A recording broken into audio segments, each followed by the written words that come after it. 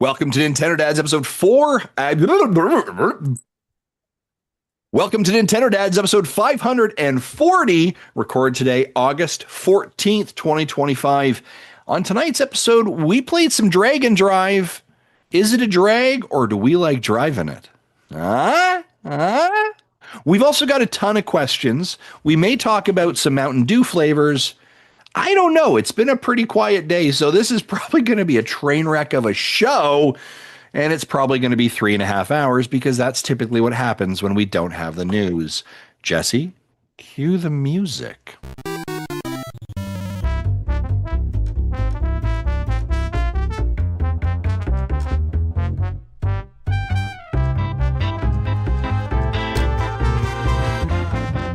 What's up, everybody? It's Marty here. It's episode 540 because I can say numbers right. It's 8. But then I can't say anything else right. That's what I get for doing that. August the 14th, 2025, and probably one of the quietest weeks for Nintendo news since the Switch 2 launched. Holy cow, guys. It is a radioactive wasteland out there for news right now. But we're on the show this week. Me, Justin, Jesse, hanging with you for all things Nintendo. We'll answer your questions a little bit later on in the show. Talk about what we've been playing. But before we get to that, guys, how are you? How are you doing? I'm doing pretty good. The plan is I should be supposed to be closing on the house tomorrow, but they found water in the crawl space. They spent today pumping it out and trying to investigate the source. If it's a leak and they can easily fix it, then great, easy fix, we can get things going. And if not, it might be a foundation issue that they're going to have to dig up dirt and investigate that. So for Jesse, for clarity, this is the house you're going into, correct? Yes. Okay, not your current house. Okay. Yeah, the house I'm buying. Yeah, that's never cool. Yeah, so I hope I can close tomorrow, but I don't know yet. Yeah. Oh my gosh, that's horrible. I wish you would dry floor. Thank you. Yes. A dry floor indeed. We wish you a dry floormas. Yes. Fair. Yeah. Justin, how about you, man? How you doing? Doing all right. I got a kid who's like just crawling around behind me, pretending to be quiet, but she's not. It's not even for the slightest. It's like it looks like a Mission Impossible like barrel roll to grab. I don't know. What are you grabbing? Stuff. Can you say bruh? No, you're not gonna say bro. Hey, bruh. That's how my kid speaks to me in the native language of bruh.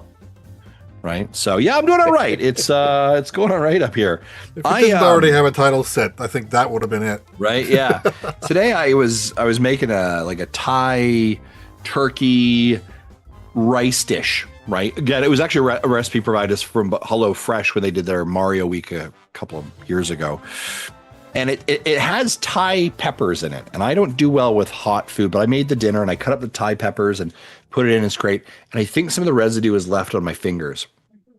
And I touched my eyes. Oh, no. And I'm going to be honest with you. I can it burns a little bit still. It's getting better. But let me tell you, for a while there, it was a real journey. And I'm happy we have free healthcare up in the Great White North because that felt like that was going to be a necessity. It might be a hospital visit. 100%. And I always hope that you never go to the hospital, Marty Estes. But how are you today, sir? Yeah, you know what? I'm really good. It's been a busy but good week. Enjoying my last vestiges of freedom before I descend into my final semester. Yay! Of my master's. Do you I'm having a little trouble believing it's here, honestly. It's been a journey. It feels like it's road. been forever since I started. And Just watch out for that senioritis because that still can affect you. Because it sure as hell affected me when I did mine. I had that this summer, having to take that class over the summer, and it being extra difficult on top of that because it was 16 weeks crammed into 8 weeks. Accelerated. Oh. Yep, not great. But here I am got a 97 in that class. Congratulations. Cool. That's awesome. And yeah, so, but you know what? Nobody, for our younger listeners out there, let me just tell you something. GPA bull shot, let's just call it that, ends after high school. Nobody cares. There's not one person in my entire graduate program who has looked at, or time in the graduate program has looked at me and said, "Hey, what's your GPA?" Mm, Yeah. Unless you're shooting for that valedictorian slot, yeah, no one cares. yeah. Right. And I'm not even going to That's graduation. So if and that I was valedictorian, which I'm not going to be, they would have had to find someone else. that's such a great parenting point as well, of like the amount of anxiety and pressure that we put on like the grades to get into something, the ability, and then like ultimately in the end, like it's the key to get you in the door, and then after that, nobody gives a darn. Sure. That's Do you right. know what I mean? It's all about the scholarships to Yeah. get you to into college so you can get more debt. And I'm not gonna spiral off and talk about the machine that is the college system in America that puts people And in I debt. and I won't tell you You how know, much cheaper it is in Canada. I know, I Exponentially. know. I'm sending. Exponentially. That's why We're we not going to talked talk to your about it. wife, and she no, like you guys you're getting two more kids next year. Yeah, They're coming right? to you. They're Yeah. going to stay at your house, and they're going to get Yeah. a Canadian education. It's going to be Citizenship. Yeah, yeah. awesome. Yep, it's Yeah. going to be great. But yes, things are good. I've discovered something though. Oh, So yeah, I turned 45 this year. congratulations. Yeah, I know. Congratulations, you're old. And I've been noticing, like I always heard people say it's like, oh, 40 and after, that's when things really start falling Yeah. apart. And I've started having the hey, we laid down too fast and now we're dizzy. You know what? And it sucks. It Mm. like Yeah. every night when I lay down in bed, I get to go on my own little ride. Oh man. Involuntary. That Yeah. is Well, It's rough. something having to do with um like I talked to my doctor today and he said there may be something there's like crystals in your ear that like help with like there's something having to do with your balance and they can Okay. like do therapy to like get those reoriented that might be off or something. It's not so bad like it's affecting my walking or I, anything. I, I've I checked want my to blood I pressure. want to We're validate good. is the doctor trying to like align the crystals within your ear? Because if so, I think you've gone to the wrong doctor. No, it's something about that voodoo. like it has something to do with your balance. I don't know. Okay. Yeah. All right. Uh, So everyone, it hasn't happened in a while, but sometimes at the gym I'll get dizzy after a set and have to give it about a minute to reorient myself. That because you're that, getting so worked up, you're like, that happened. yes. That happened today doing uh I forget what it's called, but it's basically a squat while I'm holding a weight. So my Yeah. head's just going up and down, up and down, up and down. Yeah, not Okay. cool. Four That's sets that's of that's what you six. got to look So I'm going forward up and to. down 25 times. If you're not our Wow. age, you're this is what you You got know, to look forward to. This here. is it also reminds me that I don't get dizzy when I just sit and play video games. Well, there you go. Then we should do that, I or sometimes maybe do talk too. all about So it. yeah. Yeah, it can Let's talk. happen. That's right. So yeah, Well, hold good on. segue, I do Justin. want to. I do want to like call attention to something. But people are like, "Where's Tim? Where's Tim? I've come here for Tim." The amount of people who literally say, "I'm only watching Nintendo Dads for We're not good Tim enough and for him. his hats." Where is he? And his Where beard. is Tim? He's not fired, Jimothy is right? is away. Yeah, Jimothy is away. I on a, believe he's enjoying a on concert assignment. with his on assignment. He is. We have sent him to look for Lincoln Park. I was told that there was a link in parks recently in his area, so he's searching for a Lincoln Park. And so we're hoping best of wishes to him. He's on assignment, looking to capture photos of Lincoln Park that we can put on the Nintendo Dads YouTube channel. And maybe it's promotion for the live action movie. Yeah, 100%. There was something about a Lincoln Park. I don't know. So Yeah. yeah, All right. that's So what he that's where submitted it for at Timothy least. is. And so I'm not I was going to say let's dive into the news, but there's nothing to dive into. So let's No. walk over. Let's to dive the into news. what we've been playing. Yeah, No, we'll do some news. let's do some news.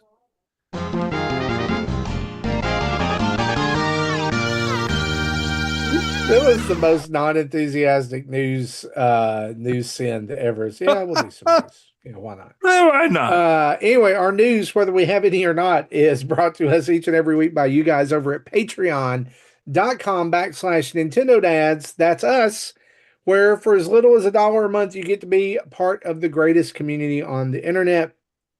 And let me, at this point, make a couple of announcements about things that are going on over on the, as a result of patrons and for patrons and everything this week. On Friday, if you are a patron of the show, you're invited to the dinner table. That is our monthly after hours hangout, meetup. Used to be a podcast, but not anymore. Literally, it's just guys getting together in the Discord, in the Let's Play channel, and hanging out on the third Friday of every month. And this one's a special one because Friday night is going to be the finals of our monthly Mayhem Mario Kart World Woo-wee. tournament, in which I would have been fourth if I got to play, or I got to count. Tim would have been second if he got to count. But there are four guys who are going to compete for the crown, and everyone who has been able to play so far is invited into the mayhem to make things rough for them. And I am looking forward to this. My sole purpose is not to win. Oh no. We're just going to just cause chaos. You're going to be like those insurance commercials. Yep. Mayhem. Yes. Mayhem. That's right. And so we've had a great time over there. Monthly Mayhem is just something you get as part of being a Discord or a member, a patron of the show. Friend of the show is really what we call you guys. $1 a month gets you in there into the Discord. We don't just let anybody in there. It's a curated community. We want to keep everything good over there. $5 gets you the whole slate of sub channels and different things. And then $10 gets you pre and post show audio. $30 a month gets you a Patreon producer slot. And I would also be remiss if I didn't mention that our patrons have been participating in a Mario Paint Nintendo Dads logo competition. And currently we have 6 incredible entries over at the NINDADS podcast channel that you can go vote on. And when voting is over next Wednesday, we will use one of those as our social media logo for the remainder of August and all of September. And the winner gets $20 in eShop credit. I would say 5 good entries. I'm not going to ask which one you don't like because let's look. I think you know. I don't know, but we'll talk about Don't it you? in post show. Really? I like the ones that use the stamp elements. Yeah. Because I forgot that was a thing. That's the one. You can just tell it from Justin's reaction. It's that one. I didn't say that. I did not say that. I also didn't say that. There was a few of them that used the stamps. Sometimes, one though, more, Justin, your one face more than the says other. things that your words don't say.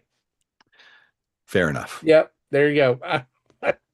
Confirmed. Anyway, you cannot enter that contest anymore, but one of those 6 people is going to win $20, but you can vote on them. And so you head over there, vote on your favorite, and we'll close voting in about a week and get to suffer for the next month and a half with that as our profile picture. No, some of them are really good. Thank you to everybody who put in effort to do that. Mm-hmm. I mean, I can't do anything on Mario. And those of you that didn't put in the effort, you know who you are. Yeah, the other, whatever. Anyway, anyway, if you'd like to join up with all of this goodness, patreon.com/Nintendo Dads. You can join from the app. You can join from the website on your phone. You can go to the website on your PC or MacBook, whatever you want to do, because at one time we were telling people to avoid the iOS app. That is no longer a thing. Apple's not taking cut of it. Patreon has restored the normal pricing for that. And if you will sign up for a year, we'll give you a month free. All right. And look, we just keep piling things on, right? And you get an ad-free feed of the show. Our little gift. There you go. Patreon.com/Nintendo Dads. Hey, let's talk some news. Okay.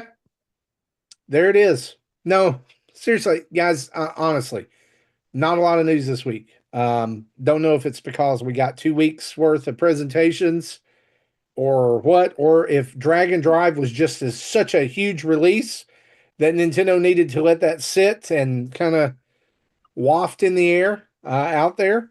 But Justin has a theory, I think. Yeah, I want to put out there, like, I do think we're in a bit of the lull, which is fine, right? We do know that there has to be an upcoming Nintendo Direct soon. The rumor mill is continuing to spin around first party. We still need to hear like when Metroid is coming. But I got thinking recently. I wonder if we're going to get a Metroid Prime specific Nintendo Direct. And here's why I think that. Mario Kart World got one. Donkey Kong Bonanza got one. Are they doing specific directs? So we might get an actual direct that says, like, here the games are coming, here's a date, and watch for the Metroid Prime 4 direct in 2 weeks from now, blah, blah, blah, whatever it is. I wonder if we're going to see this sort of like really promotional direct material that they end up pushing. So something to think about and consider, but I do feel like Spidey sense are tingling. We're about due for a direct soon. The other thing I would say also, just to kind of keep us on the radar for the news, because it'll be happening next week before we record next time. Opening night live over in Gamescom is occurring next Tuesday. This is sort of a big deal. The reason that it is a big deal is, believe it or not, Gamescom is actually bigger than what E3 was. And so we can anticipate potentially some big game reveals there. We do know that Hollow Knight is being playable there. We do know Hollow Knight is playable at the Canada X or the Toronto X or Fan Expo. I think it's next week as well. There could be a lot of energy around that. We may also be at some of these things getting specific dates regarding Final Fantasy VII coming out soon. We also know PAX West is actually at the end of August. There's a lot of sort of like video game events that are correlating that we may be getting like playable at those as well. Elden Ring's playable. We may be starting to get some dates and things that are starting to come out from some of those like hanging pieces that we're looking for. So I think keep your eyes peeled for Gamescom. There could be information. I suspect we'll get something revealed there for sure. It's a good platform. Very similar to Jeff Keighley's sort of the Game Awards, but I think we get a little bit more elevated in regards to what games are being revealed and shown there as well. And then do look for information potentially around the PAX West time. Now, if you remember several years ago when they did Mario Wonder, they actually announced Mario Wonder and did a Mario Wonder Direct literally the day before PAX West, which was also the Nintendo Live event as well. So again, I just want to say a couple events in the next 2 weeks. Keep your eyes out. We may be getting some information. I do suspect, though, we're moving towards a Nintendo Direct. We also know that it is Mario's 40th anniversary coming up very soon as well. There's a lot of pieces that I think Nintendo can start putting the puzzle together in. So although, yes, it is a lull for us right now from an information perspective, we are about to spin up, I think, really quickly in the next couple of weeks to be just onslaughted with news and updates as well. One thing I didn't realize when we talked about this during pre-show is, oh yeah, this is in Germany. So when they say opening night, that's German time. Yeah, it's like noon for us. It's like it was noon for you. I think it's 2:00 Eastern. So yeah, 100%. So set your watches accordingly. Yeah, I think that we'll see. I'm actually going to make a prediction here that we see that Nintendo Direct the week after Labor Day. And the reason for that is that because of how dates fall this year, Labor Day weekend is actually it's the end of August. It's the end of August. Because Labor Day is the 1st. Labor Day is September 1st. So it would not surprise me if we saw an announcement on Wednesday and the Direct on Thursday, or if we do the Mario 40th thing, if you remember Mario 35 5 years ago, it was wake up, hey, it just dropped out Yeah. of nowhere, and here's a 15-minute presentation on Mario, focused on Mario. Right. One thing I do want to point out, though, is that Mario Kart World and Donkey Kong Bonanza both had a presentation before them that kind of set them up, and then there was a direct announced.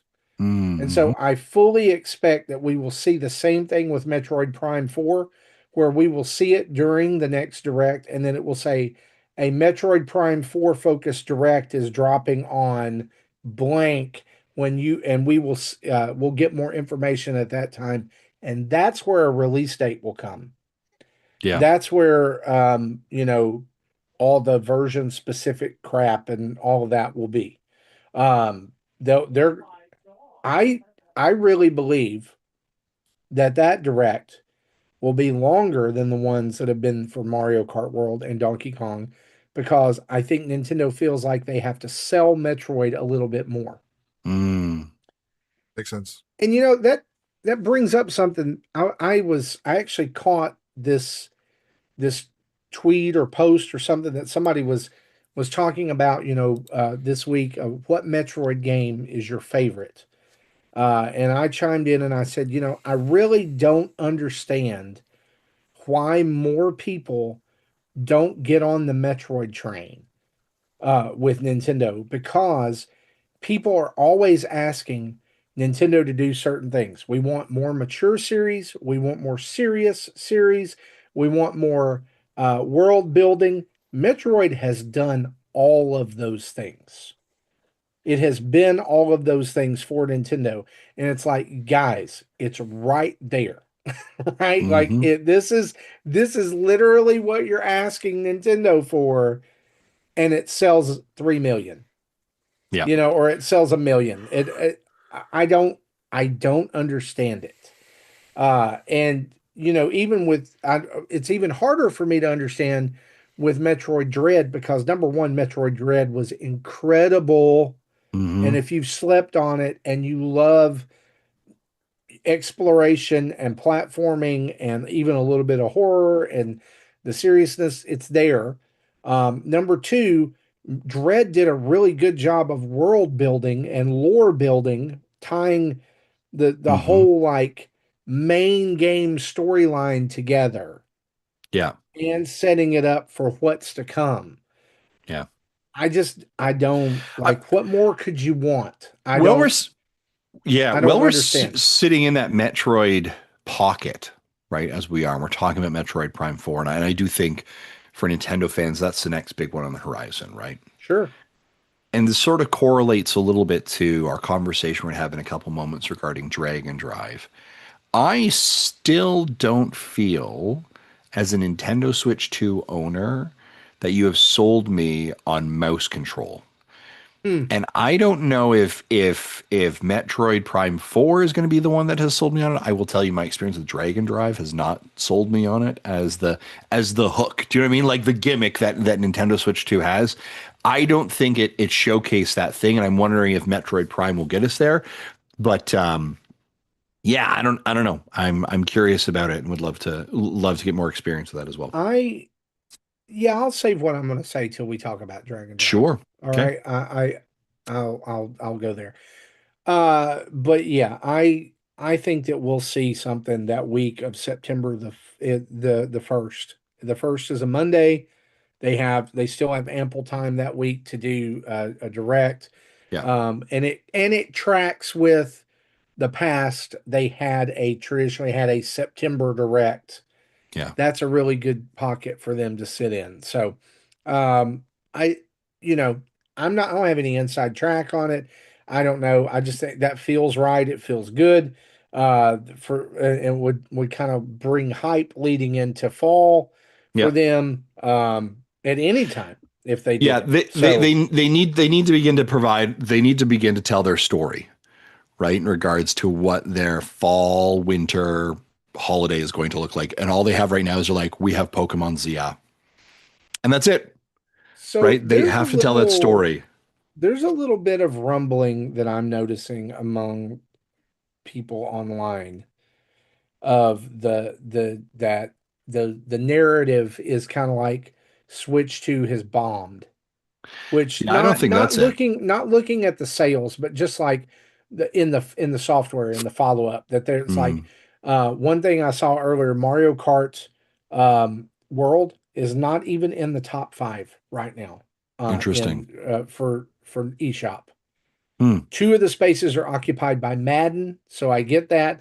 Donkey Kong Bonanza is still sitting at number one, Yep. obviously. But when you have a game like Mario Kart 8 Deluxe that stayed in the top five pretty much for the lifetime of the Switch, and now seeing World drop out of that I'm I not saying that they're right. I'm not even yeah. saying that I I mean, buy into the narrative, but I think that this is a time that Nintendo needs that banger direct like they had in the first year of the Switch, mm, where it was like, okay, we've got Fortnite, we introduced Mario Odyssey, we've got this, we've got this, we've got yeah, this, and it's all coming yeah. to Nintendo Switch 2 within the I next 6 to 7, 8 months. Here's the thing though, Mario Kart World will continue to sell for the Oh, next sure. 10 years, no problem. The other part of it is that I mean, I think what we have right now is the base game. And I think over the next several years, Nintendo is going to continue to build on it. So I think the sales will build off of those things as well. Mario And Kart so, Universe. yeah, I just think like they are going to absolutely add more to that. They're going to want more people to buy it. They're going to like all of the, but here's the other part of it. Like we're all like, oh my gosh, it's not in the top five. Yeah, but what did we talk about last time about the attachment rate was 96%. Oh, sure. Yeah. Well, So that's it why doesn't it's not, doesn't probably matter why it's it's not not in the in the top top five. five. It sells like Yeah, because gangbusters. So who I cares? don't think a game redeemed by a code counts as a digital sale. No, 'Cause- it So, doesn't. right. Okay. So most of these games are out there because of the bundle, game in Yeah. box or Oh code in yeah. box. I mean, every time I go to Walmart, which is several times a week due to work and home stuff, I will always go by Yeah. the game section, right? And I'll always wander by the Nintendo aisle. And interestingly enough, there are never any non-bundle switches, Mm, yeah. Switch 2s. All of them are Mario Kart bundles. Yeah. And I will watch that stock. They'll Mm, decrease and then it'll come back. And it'll decrease and it'll come back. So, they're selling, but the thing is that most people are buying the bundle. yeah. And when Pokemon comes out, more people are going to buy the bundle. Yeah. I think I said this last time too. Like I would not be shocked if that's gonna be their strategy. Is like what is the main game they're pushing? We're gonna bundle it. We're not gonna make a special customized console. It's the code in the box Yeah. bundle. When Mario Kart is no longer in the bundle, then I think we'll start seeing the digital sales go up because Yeah. It's people are still going to 100%. want It's the coming. game. Which I think is what they had said too, which was like, hey, we're not going to be in a bundle all the time, right? Yeah, it's not going to be all the time because you're replacing it with ZA, right? And by the way, when you're done with that, you're going to replace it with Animal Crossing. And by the way, when you're done with that one, you're going to replace it with Mario Odyssey. And then you're like it's just going to like continue to build until you're like all of them are bundled because they're also getting a discount at bundling, right? It will be It interesting. almost feels like a packed in game because I'm only paying 75% for it Yeah. versus the 100 if I bought it I think it separately. will be interesting to see what kind of offer there is for Black Friday this year, if there is any offer for Switch 2. Yeah. Oh, I. I'm wondering if it will be retailer requests like, hey, we'll do this. If you'll bundle in, like, I know that Mario Kart's not a bundle game anymore, Yeah. but we'll do a package where if you buy this, you get Mario Kart at the $50 rate, Right. or whatever. It'll be really interesting to see. Also, it will be really interesting to see, and maybe I'm a little conspiracy theorist here. All Ooh. right. Uh, that I wonder if Nintendo's strategy of upping the prices for Switches that were already in the United States was so that they could turn around and price drop them at Black Friday and people feel like they get a deal. No, I don't think so. I think they're closing the gap between the Switch 2 and the OG Switch so that the decision for why you're buying it becomes easier for a Switch 2. I think they've closed that gap enough where someone can say like, well, that's actually just $50 more, and you get the new thing. By the way, all this thing is backwards compatible. Blah blah blah. Like the ability to sell, I Yeah. think becomes easier. I think that's why they did that, and I think you're just going to see like the Switch 1 sales are going to drop exponentially. Switch 2 is going to continue to go. Mikey Burgett says here, the times I went to Walmart, I have never seen either the bundle or the non-bundle for Switch 2. Really? I will say this, FYI, and this is just as a Canadian. If you're living in Canada and you can't find a Switch 2, like I encourage you to go take a look at Costco. Like my Costco here has the Pro controller, it has Bananza, and it has like the bundle all together, like easy pick up and go, and like flats of the Nice. the cardboard things to go as well. So I haven't checked at Sam's. Of course, I haven't been. yeah, And since we've not gone there to get our usual monthly stuff, but I do have to go on Saturday. So I'll check and see what that looks like. We don't actually even have a Costco near us. okay, So Sam's is but everywhere pretty much has Switch 2s on the shelves. yeah, Now it's not like overflowing, sure, but I want to add this that it's every console. It's not Mhm. just Switch 2. The most consoles that people would want are in plentiful supply in my area. Yeah. My PlayStation only 5, My only reference was, like I said, I was in Billings, Montana all in of it. early July. I went to the Target there, and there was no Switch 2 consoles at all. And I don't know Early if that July, was just a I oddity. helped someone pick one up, Oh, okay. and shipped it to them across Yeah. country. It was still pretty dicey finding them here, Okay. but mid August we're good, you Yeah. Yeah. know. Which is So what that's Nintendo wants, right? They want the supply right. chain to be healthy, so when holidays come around, boom, you're ready to go. Sorry, Yeah. Marty, you're making transition. No, I mean, it was just saying like it's not. I don't think it's a huge flop. I was going to say that that narrative that I'm seeing of oh it's a failure, oh it's this. I don't. I mean, I think that's just typical smoke and mirrors. Nintendo's doomed. Yeah. Whatever. Yeah. So It's too soon to tell. Nintendo has a track record of putting out a game a month. They've been doing that. It's just that, they're at a 50% hit rate on if they're a good game or not right now. yeah. So that's what makes it look bad. 2 out Well, of do 4. you guys? I mean, we think about that first year of the Switch and just how it was like Breath of the Wild, Mario Odyssey, then boom, Arms, Splatoon 2, boom, boom, boom, boom, right? But do you remember like the first couple of months after Switch came out and it was like you can play Breath of the Wild or I Am Setsuna or half pint heroes or whatever it was called. Yep. It has been heroes, and that was it. Yep. You get like World of Goo and Snipper Clips, 5 games, and then over time, like I remember being excited because Mario Yeah. Kart But came one out a of them month was a after the Switch 200-hour launched. game. So it kept It people was, busy.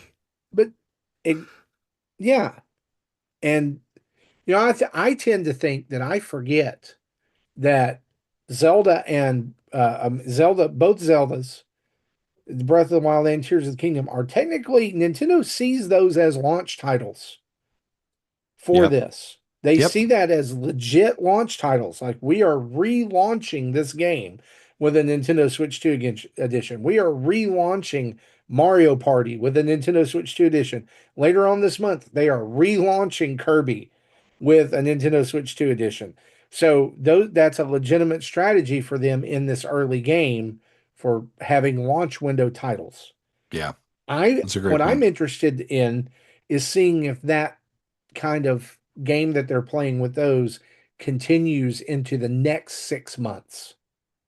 Hmm. Like, what are the next Nintendo Switch 2 edition games? If there's Yeah. going to be any at all. And I think that if there's going to be, we're going to see those in this direct that's coming That's fair. if it comes out.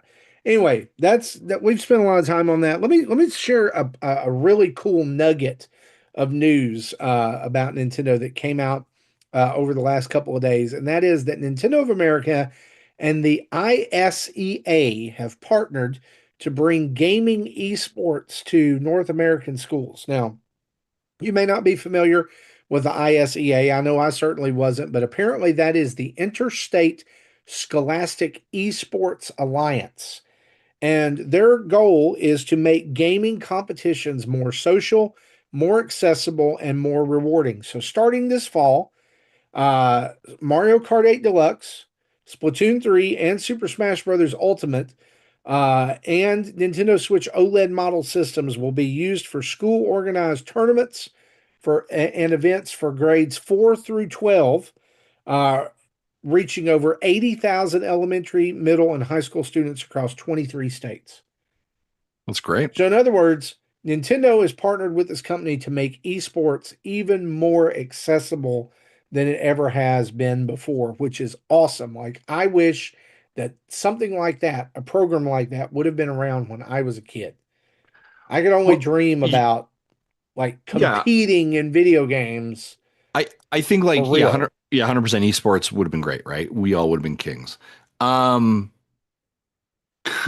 for Nintendo to get into this, but like, boy, does this feel like it's a long time coming. Right? Nintendo has traditionally in the fighting game community, I think the esports community, sort of been challenged to really find their footing. And they are very much associated with, again, the idea of like how someone is using their IP, how it is showing up, how it is being perceived. And so the fact that Nintendo is sort of saying, these are the three games, this is the control that we have over it. This is very aligned with what you sort of expect. But like you see stuff like Evo and stuff like that. How it's monetized. 100%, right? Like there's a lot of exactly. Who's getting paid and how? Because this has been a problem that Nintendo has faced in the past is how do they step into the esports realm, but are also so particular about their IP control that they have I mean, a lot of ways they've pissed off the pro like fighter esports community who have all tried to do these in different ways. And so in a very Nintendo-esque move, it is, we are doing it, but it's our way. And this is how and who we're doing it with. And these are the rules and constraints and the T and C's that you have to be aware of in doing these things. But that's a very Nintendo way of doing it. I still remember when Nintendo put a cease and desist on Evo from streaming Ultimate. Now that Sony owns Evo, that's never going to happen again. But it was still a thing that happened. Yep. The article has a small paragraph here at the end that I think speaks to what we're talking about. And it says, in November of 2023, Nintendo of America reorganized its official guidelines and application portal for individual competitive gaming event organizers. I remember talking about that. This is the important sentence. The goal was to make the process of hosting not-for-profit, small-scale community tournaments involving games for which Nintendo owns the copyright easier and more transparent. Yeah. So in other words, we want to make this easy for you to host tournaments, but we don't want you to make money off of it because that's our stuff. Yep. And that's very aligned with Nintendo. Yep. And like, y'all can be angry that they do it, but that's their decision, and they are the IP owners, and that's they own the IP. Is how like that's I mean that's it, right? Like we can all be upset about it, but that's exactly what it is. You can enjoy their IP on their terms and conditions. That's sort of the way it works. Yeah, absolutely. So that's out there. It'll be interesting to see where that comes to. It says 23 states. So I'm fully expecting that to be a donut around the Midwest. Sure, because Nintendo does not acknowledge that the middle of the United States exists. Yeah. It's only coastal states. It has to touch water. So that will be one of the 23 states. If your state touches water, you're going to get Nintendo tournaments. The rest of us can just suck it up. So there you go.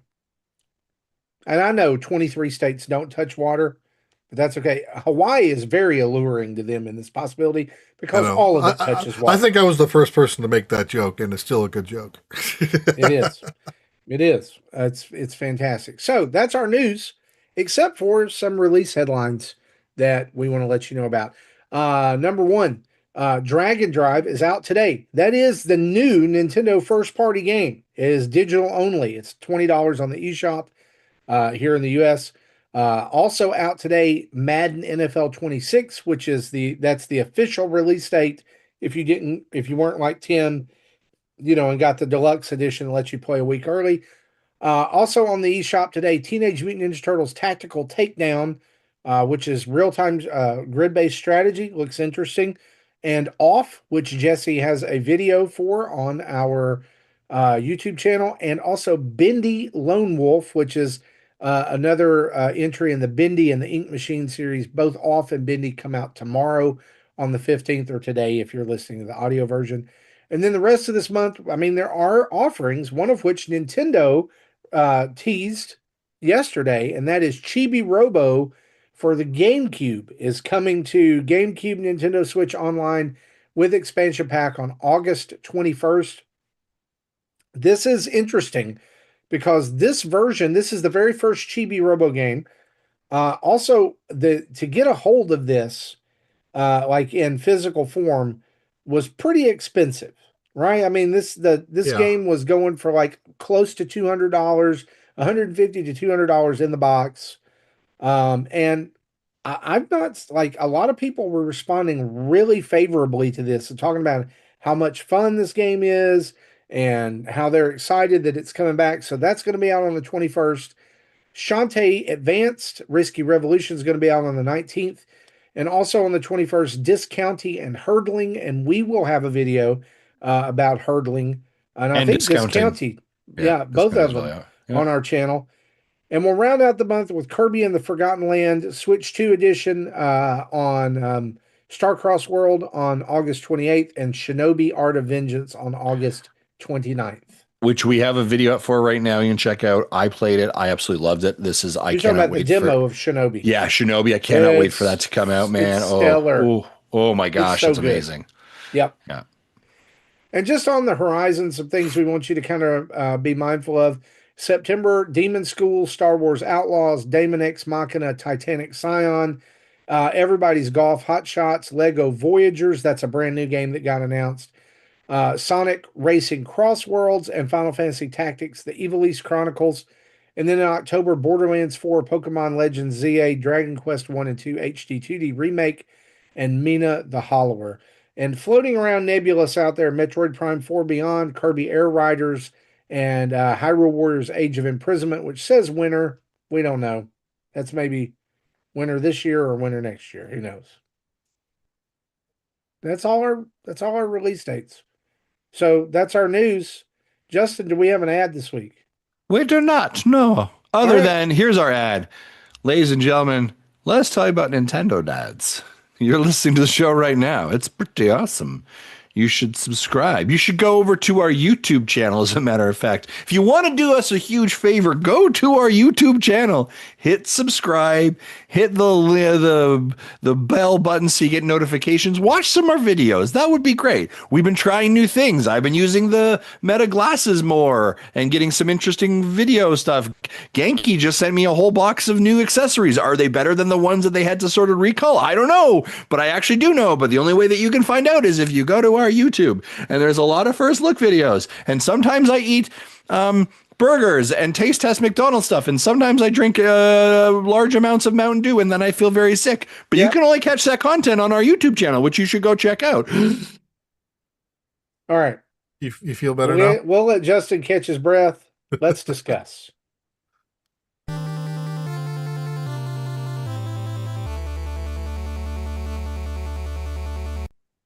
Hey, and I'm going to, we have a let's discuss question that we've been meaning to get to for a few weeks, but I'm going to throw a surprise one in there because you mentioned something just a second ago that piqued my interest. So you make me do homework and then you spring this on me too? Yeah, I was like, I did my homework. I mean, this is an easy question. Okay, all right. Mainly for Justin, but Jesse, I want you to chime in here too, because here in the States, for me and Jesse, McDonald's released a brand new adult Happy Meal this week.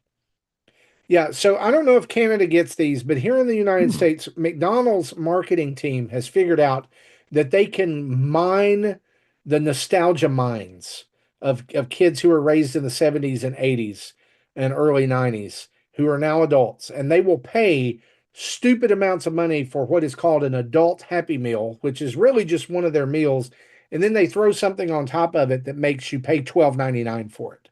Oh, Right?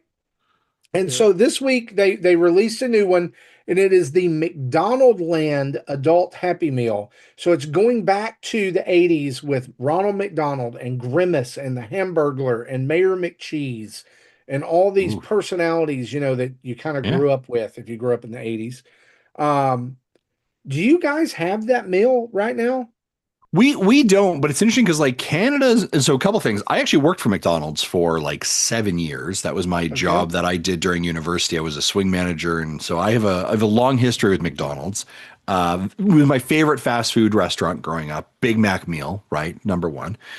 Interestingly enough, though, McDonald's is actually a lot of like experimenting with the Canadian market. Like we'll get stuff very exclusively that the US won't get. And so we don't have that right now, but like we actually have what's known as the International Heist menu. And on there are items that they are saying are from other countries. So we have the Big Roasty, which is from Germany, and it appears to be like a hash brown on a burger with some bacon. We have the teriyaki chicken That sounds sandwich, which good. is from Japan, which I did a taste of that. You can take a look at that. That The sounds good too. McPizza bites, which are literally like little pizza pockets, from Italy. There is a Biscoff McFlurry, which is from Belgium. There's a garlic mayo sauce from the UK, and a sweet tangy chili dip from Australia. I'm not gonna lie, I'm jealous of the Biscoff McFlurry. Yeah, I mean, it could be something. And then we also did like, and we've done it on the channel before, like we got McShakers, right? We put on the fries, and I did a Yeah, couple. And again, this is why our YouTube channel is so valuable, and why you should subscribe and yeah, we just need get to the start bell doing thing more right. content like that. So let Do me more tell you what's food. in. Let me tell you what's Yeah, in tell me more. It's our yeah, meal. yeah, okay, So yeah, the yeah. So before McDonald before you Lands. do, I just looked in the. I haven't been to McDonald's in a while, so I didn't know about this. I looked in the app. They have a 10-piece nugget meal and a quarter pounder meal. What did you say the price was in your area? So I saw 12.99. Okay, in my area, the 10 nugget meal is $15, and the quarter pounder is 15 and a half. Let me just put my look here. I'm gonna go in here and see. All right, because I will say McDonald's prices Oh, It have ain't getting been. it. It is no longer the $5 McValue meal. and okay, so I tapped the nugget meal, and there are Tap you the have nugget a meal. you choose your medium size or a large size. Large size is 16.19. Yeah, and so Wow. I'm throwing this out here that is just for 10 nuggets, fries, a special shake, and a McDonald Land 10. Wow. Yeah, I'm telling you, but so long story short, the reason I ask all this is I wanted to know if you had the special shake because the other night we had like a very rare family night, like where we had nobody had anything, and we were going to go, and there was a a food truck that comes by our community pretty regular called 20 Below, and they do rolled ice cream. Mm, And so we went because it takes them forever to make it, like they're super yeah. slow. So we were going to go and try to like be first in line. And so we go to where the truck is and nobody's there. And Oh. so we drive to another place where we know they are. Because they said they were going to be in this one place, they weren't there. We go to the other place, they're not there. So we start getting on social media, and they put out a blurb. We're going to be late. Sorry. And I was like, they're like, we'll be there in 15 to 20 minutes or so, past when, or maybe. And I was like, I'm not waiting for rolled ice cream. I want to go Yeah. home. I've been at work. I want to go home. I want to play board games. I don't want to spend our family time waiting on ice cream. Yeah. So we decided to go to McDonald's because a regular ice cream cone at McDonald's here is $1.29. And we were going to get that. And then I was like, oh, but wait, they have the special shake. Can you get the shake outside the McDonald Land menu? Yes, you can.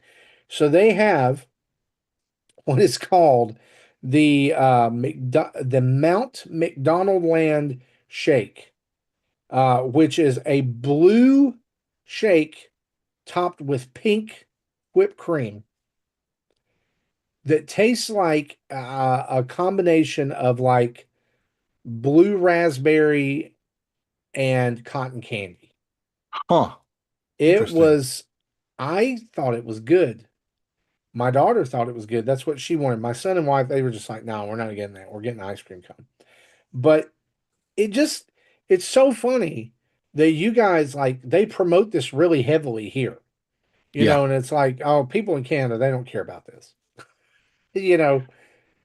But Yeah. No, maybe I will go get the McDonald Land Shake and okay. I'll do a video. You I won't should. have Yeah. Yeah. fancy glasses like Justin does, Yeah. There you but go. I'll do a video. Great. Love it. We'll show it. But we do actually have a Jesse, what's up? real So, I let's went through the discuss process question. of. I went through the options in the app, and when it got to the shake, I'm not required to get the Mount McDonald Land Shake. I can get any shake I want, but of course it was an option. And I laughed earlier because so the screen I'm looking at now says you have chosen 10-piece nugget and then 630 calories, medium fry 300 some calories, the medium shake 650 calories. The sauce I picked is 110 calories, and one of 6 McDonald Land collectibles, 0 calories. That's hilarious. They have to say that or they'll get sued, right? So Jesse, the 10-piece McNugget meal, just for reference, in my area is $13.19. All right, so it's $1 more here. Yep. There you go. I All right. imagine the large is only a large fry. Is the difference. I think it's a large fry and a large shake, possibly. Because they do have sizes on those. Anyway, adult Happy Meals. Anyway, I'm not going to judge people if they get them. It's just literally the same Yeah. amount of food you could get Like, with another meal so that's cheaper. I could still choose the large shake with the medium meal, but it's a 60-cent upcharge. Well, that's not bad. 60 cents extra ice cream. We do have a great let's discuss question that we've been Hmm. putting off for several weeks, and we're sorry that it's taken us a while, but this was something we had to really dig into. All right. And this comes from a good friend of the show, David Bileka, and he says, what is one of your favorite games from Nintendo over each decade? And how did it help define your gaming preferences and shape your love of gaming to what it is today? For me, Mario 3 laid the foundation. And from there, just for us internally, there was a timeline that we had to keep in mind that would like help us. But the timeline that we used was 80s, 90s, aughts, and tens. All right. So in the 80s, you would have Game and Watch, Nintendo Entertainment System, and Famicom, and the Game Boy. In the 90s, Super Nintendo, and then Super Famicom, Virtual Boy, Nintendo 64, and Game Boy Color. The aughts would be GameCube, Game Boy Advance, and Nintendo DS and the Wii.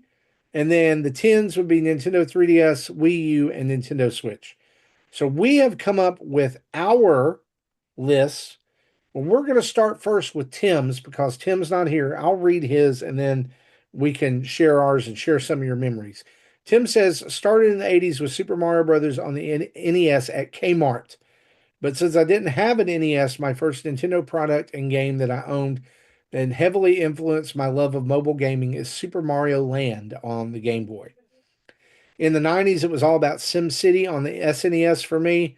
I probably had the most hours with that game on my SNES, but it definitely shaped my love for city builders. In the 2000s, that was when I returned to Nintendo, and I know this might be cheating, but it has to be done. Metroid Prime on the GameCube and Metroid Fusion on the Game Boy Advance were my first Metroid games and started my love for the genre. Honorable mention Metroid Prime Pinball for the Nintendo DS. I hope we get DS games in NSO and that game is included. And in the 2010s, Breath of the Wild changed my view of 3D Zelda games. It's the only 3D Zelda I beat. I've watched my kids beat them or watched it elsewhere, so I usually lost interest in beating the game myself. So, um, let's just go. Which one of you guys wants to go first, Jesse or Justin? Why I'll don't we go. do? Why don't we do like Jesse? You do your '80s, Marty my '80s, or like we'll go by Yeah, the we could decades do and go that. Yeah, around. we Yeah, can yeah. do that. Go around decades. Jesse, what do you got? All right. So I was actually thinking about maybe going with an arcade game that would have come out like even pre NES, but I decided to go with for '80s Zelda 2. I would consider that my favorite NES game, and I think a pattern most of us are going to have is we're going to pick a franchise and stick with it for the most part. Uh, but yeah, so yeah, and yeah, I just Zelda 2 is just a game I've always been able to replay, where I find I can't replay a Mario game as much. I definitely have, but nowhere near as many times. And I think that was what my kind of main criteria was: is a game I enjoyed so much that I would want to play again. Yeah, Marty, you and I both have the same thing. Yeah, Super Mario Brothers 3. Absolutely. So I have this like super distinct memory, right? Of being in the lobby of a Hills department store. And these stores don't exist anymore. But this was a Hills department store in West Nashville. And my dad worked in the downtown area. And sometimes we would drive up like during the summer, to have lunch with him or take him something if he'd forgotten it. Because it's about an hour away. And we would stop by this Hills department store. And they had arcade games in the lobby. And I had seen The Wizard. Mario 3 was not out yet, but on this day, I walked into the Hills department store and sitting in the lobby They had a Play Choice was a 10. Nintendo Play Choice 10. And if you're not familiar with those, basically what that is a Nintendo made and operated arcade system cabinet that had different games in it that you would pick and you would feed it quarters and it would give you a time limit to play. You could play the game It's like even three if you minutes a died, quarter, I think. even if you lost all your lives, you could restart the game. And you could play this game as much as you wanted in like 3, 6, I don't remember. I want to say I think it 5 was. minutes I per think it was quarter. 3 minutes of credit. Maybe it was. But Maybe it was they configurable. I had don't know. Super Mario Brothers 3 before it was on shelves, before it was like I I was like dreaming of this game and there it was. Uh and that was the first place I played it was in that lobby and begging my parents for quarters. Then begging my parents, can we please go back the hour-long drive to Hills department store so I can play Mario 3 one more time? Because this was before, and when if you're out there listening to this and you're like, wow, that's weird. This was really before video games had set release dates in stores. So this would have been prior to Sonic Tuesday, which was really the very first organized pre-order effort, organized mass release effort for any video game for Sonic the Hedgehog Mortal 2 Monday. or Mortal Monday. Yeah, they had that one too. But I think that was after Sonic. Yeah, Sonic Um, was first. and so Like Mortal games would Kombat was just like show up. '93. Games would just show up at your store and be like, well, yeah, we've got room to put them out. They knew the dates that they could order them and get them. There was just it wasn't a big deal, right? And so I remember just every day asking my dad, is Mario 3 out yet? Is Mario 3 out yet? Calling Toys R Us, do you have Super Mario Brothers 3? No, we don't have any. Or yes, we did, and we sold out. Um, that was such a ground, and I remember sitting and poring over the Nintendo Power issue that had the Raccoon Mario on the front, or with the sun, and it had the desert, and it was just all this huge Mario 3 layout. That game was the first time I really obsessed with a video game. So it was huge for me. What about you, Justin? Yeah, I mean, I think it was a game that I think having played the original NES, the original launch of Mario, right? Man, these graphics are amazing. This is incredible. How does it get better? And like a couple years later, it's better. Do you know what I mean? Like, and you could just see the evolution of the console, the evolution of the game. And it was also I think, the first time that Mario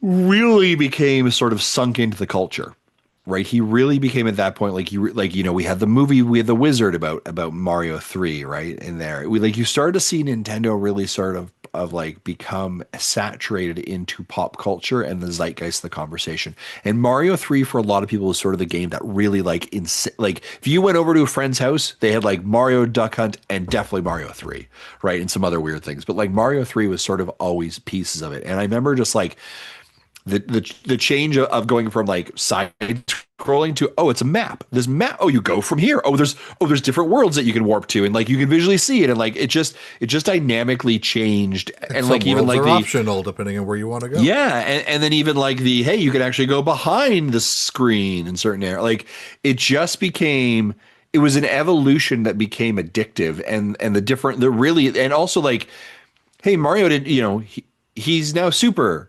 Oh, he's now a raccoon. He's got a tail. And you're like, oh, he's got a tail. Like, other than just like he spits fireballs. Like, it's the same model, but now it's changed. Like, it really, really gave a lot more personality in life. And I think it really began to actually see like the artistry of the craft. And so it really stuck with me. Yep. Love it. Yeah, bank What about Interesting. switching 90s? really allowed like more of that palette swapping and more in Mario to wear suits Yeah. for the first time instead of just being a color palette change. Yeah. Jesse, 90s. I had a tough time picking on a game, so I'll mention my choice and then an honorable mention. I'm going to go with Ocarina of Time in '64. I the I That was more impactful to me than Mario 64, being able to use the analog stick to run in any direction I want. And it was more of a, it wasn't really, I wouldn't say open world, but at least it was a connected world. Like, everything was still, you wanted to go over there, you walk there, you run there. And, there might have been a little bit of a loading time walking through a door, but still it was that was how you mass things back in the day. But it was, they didn't have warp points or zone, open zone games like Mario 3 would be considered a zone game. But so that was, I think, and even Mario 64 was a zone game. So that was, I think, more impactful to me. And as my runner up, I would say Pokemon. Hmm. Nice. Yeah. Marty. So I know Jesse earlier, he was like, yeah, we'll stick with one genre or one series. I did not. I found that when I thought of a set of years, I was like, there's a game that defined those years. Um, Guys, there will never to me be another experience like finding my way through Super Metroid for the first time. Mm. Mm-hmm. That game hit at just the right time when it came out. I immersed myself, and to me, it even today is still indicative of the gold standard of how you do atmosphere in a game. Mm-hmm. If you go back and play that, the what they were able to do with 16-bit hardware to create like truly different areas, just a haunting soundtrack at times. I know that it's not everybody's favorite game because of sometimes like the way it controls and different things like that. But what I would not give for a modern remake of this, in with the Dread engine, holy cow! I definitely started the game more often than I finished it. I always liked how the start of that game is basically you running through the end of the first Metroid backwards. Yeah, and just the way like they took that game from like what really was a niche Game Boy game, SNES game, and gave it a brand new life. I mean, I would put this game against any game today still and say, like, find me a better space sci-fi game. I mean, like it has it all. Um, I, I don't know. I'll still go back and play it every like year or so, two couple of years, just for the experience again. It's just that good. What about you, Justin? It's got to be Donkey Kong Country, Well, I knew right? that. Like I think yeah, it just hit. I love the platforming alongside of it, right? I think that was a really a game that began to I get to understand a little bit more about like what platforming was, right? I think a little bit more than what Mario was kind of teaching us as well. I love the personality of Donkey Kong, right? I love the buddy system, right, with Diddy and how you were able to use that in different ways. I love the sort of like, hey, I'm going to jump off this cliff and maybe there's a balloon down there. There's maybe there's a like it was also one of the first games where I was like, it was a collectathon, right? Where I was like, I've got to find all the bananas, got to pound on this, I've got to find the K, got to find the O, right? Like I want to uncover every single thing. And I remember even having like a strategy guide, as memory serves, I'm pretty sure about like where to find stuff as well. And so it grabbed a hold of me. And I mean, so much so that like, I mean, that model, that 1990 model or sorry, 1994 3 model of Donkey Kong is the one that I'm so connected with, right? And then obviously the success we're having now in Bonanza just like brings back all of the incredible like this is how I felt about things. This is I wore a Donkey Kong Country shirt to school actively, and it was my favorite shirt. And I'm sure people made fun of me, but I absolutely loved it and was devastated when it got wrecked. So Donkey Kong Country for sure. I will say honorable mention here has to be when I think of that era. GoldenEye also, right? Four player, having your friends over, being able to play with more than just two people in my very first person shooter game that I really understood and got good at and enjoyed. And that like lays the foundation for, my enjoyment of stuff like Apex Legends or Overwatch or Fortnite and like all of that sort of community of online gaming that I really enjoy. That was sort of I think started there. That was where the seed was planted, but never really fostered or grew properly until I was much older. But those two games stood out for me pretty big. The thing about Donkey Kong Country that I remember is I think that's if it's not the first game, it's one of the first games where I downloaded a FAQ off the internet. Nice. And back then it was on Usenet News, which, yeah, it's still around, but no one knows about it anymore. It's not often used. Yeah. Okay. Jesse, what about the yachts for you? Right. So I almost went with Dragon Quest Nine on this one, but I ended up going with the Wind Waker. Uh, Mm, again, more like a game I would want to play again. Yeah, I did. I've started Dragon Quest Nine about as many times as I've started the Wind Waker over the years. So yeah, but the Wind Waker is a game that I've finished more often. And again, I tried playing it on the GameCube version on the NSO, but the way the cameras controls worked, Hmm. if I wanted inverted camera, so I switched to controls, which then of course messed up the baton controls. So I'm like, okay, I'm not going to mess with this. So I'm hoping we get the HD remake eventually out on the Switch in the Switch 2. I will play it again. Yeah, nice. I'm the Marty? same. Yeah. Same game. Wind Waker was and is still my favorite Zelda game. The story, the moment of the when you find the place, and I'm not going to spoil it because I know there's probably somebody who hasn't played it yet, and you need to experience this game all the way down to the final boss fight. It's just perfection. I hate that it got as much um, negativity as it did. The whole Zelda more like Zelda. Well, yeah, I mean Nintendo makes games with personality and great aesthetics, and so Yeah. Well, the space world demo that they showed off before this was announced kind of mhm. ruined people's expectations. Oh yeah, yeah, the like gritty, mature Zelda, Right. like looking thing, and I know different strokes for different folks, but for me, Which the then Wind Waker was Twilight perfect. Princess was then a response to that, but probably went too far. Yeah, my wife and I played through a majority of this game together, with her like helping with a fac, um, trying to find everything. It's so good. And I'm like you, I would love to play this again. But I got like, and it's fine up until you get to the point where you get the baton and you have to conduct. And then it's like, oh, it ruined it because of the controls being the way they are. So, but anyway, yeah, Wind Waker for me. Hell, when I move into the new place, I might get my old Wii U up and running again, and I'll have to find a new power supply for my external hard drive because that got lost somewhere, and I hope the data on it is still good. Yeah. Nice.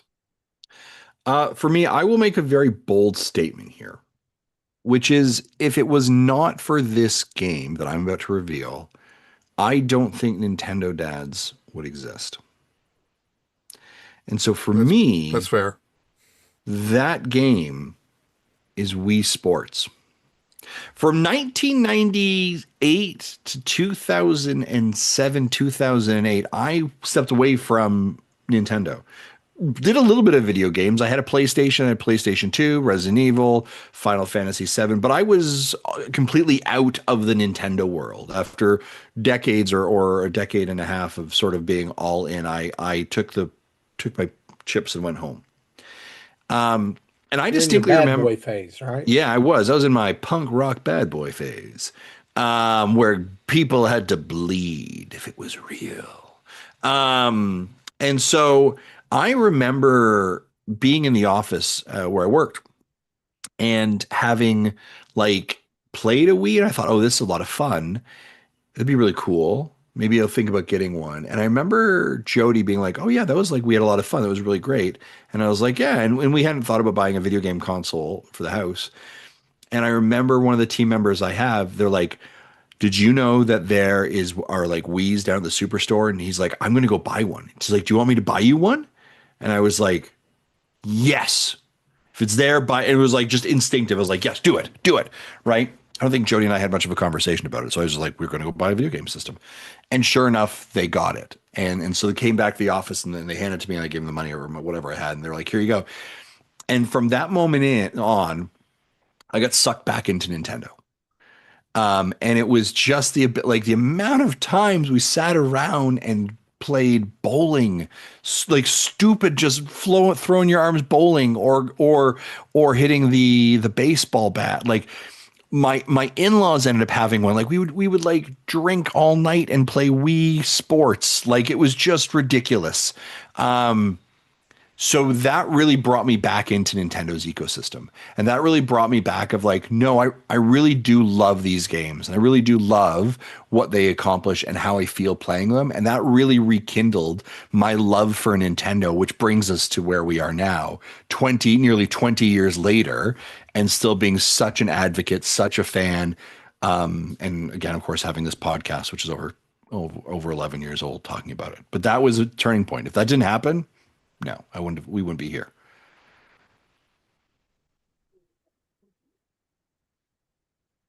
Jesse. Okay, my last one.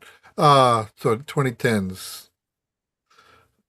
So here I thought about doing Breath of the Wild, but then I'm like, wait, I never want to play that game again. So I don't want to include it. Yes, I did enjoy it, but I think 150 hours into it, but it is a game I don't want to play again. So I picked a game. I literally looked through other people's top lists of the decade and kind of to figure out to remind myself what came out, and this game came out like late in the tens, and I'm like, this is a game I do want to try to play again someday. I went with Dragon Quest XI-S. So Cool. Nice. yeah, and I'm still Dragon Quest 12 was announced 6 years ago or 5 years ago. had radio silence on it. I've been wanting to see 10 released outside of Japan. I've been wanting to see 9 re-released. None of that's ever has happened yet. So I'm like, okay, I guess 11 might be the next game I replay again if I don't play through 5 again. 5 is still my favorite individual one, Dragon Quest game, but 11 is probably the one that's I'll play through again first. Love it. Awesome. Marty? Yeah, so for me, I went with Super Smash Brothers Ultimate because it is the quintessential celebration of gaming on a Nintendo system. I loved everything about it. I mean, the soundtrack, the characters, the nostalgia bits, the world of light, all of that it was perfect. And I don't know how they're going to do another one. And it because I think that set the bar so high, right? Like I don't know. Like to this day, I mean, think about this. That was 2018 when it came out, right? And here we are nearly 7 years later, and people are still playing this game competitively for fun. People are still involved with Smash Brothers. And I just think that, what started as a goofy, well, what if Nintendo characters fought each other idea really has become an enduring franchise for Nintendo. And it brings people in. They want the new Smash Brothers game, right? So I I don't know. Like when there's other games I could have been. I did waffle on Breath of the Wild simply for the first time experience like that. You know what I'm talking about when you run out and you see the Great Plateau for the first time, and then there's the next moment where you glide off the Great Plateau for the first time, all the way up to the fight with Ganon. It's a masterpiece. I'm like Jesse. I don't know that I'll replay it simply because of the size and scope of it, right? Like I don't know when I'm going to have the time to sink into it like that again, but experiencing that game for the first time, that would be my honorable mention, be Breath of the Wild. But Smash Brothers edges it out because for me, it's the accessibility and it's the memories that I've made playing Smash with my son, with his friends, with other people. It it's all there. What about you, Justin? I would say Breath of the Wild for everything that you just said. 100%. Like I think that's no Oh, brainer. sorry, I stole it. No, you're grand. Like I think you're 100% right though. I mean the moment like it changed how we thought Breath of the Wild could. I think it put or Zelda. It pushed it. I believe it pushed Nintendo into a kind of a new. I think it refreshed the brand. I think it refreshed not only like the brand of Zelda, but I think we saw something very different from Nintendo, and we're seeing how that's playing out now with games like Bananza, with Mario Odyssey. This new, fresh, generational look at it. How much it was just.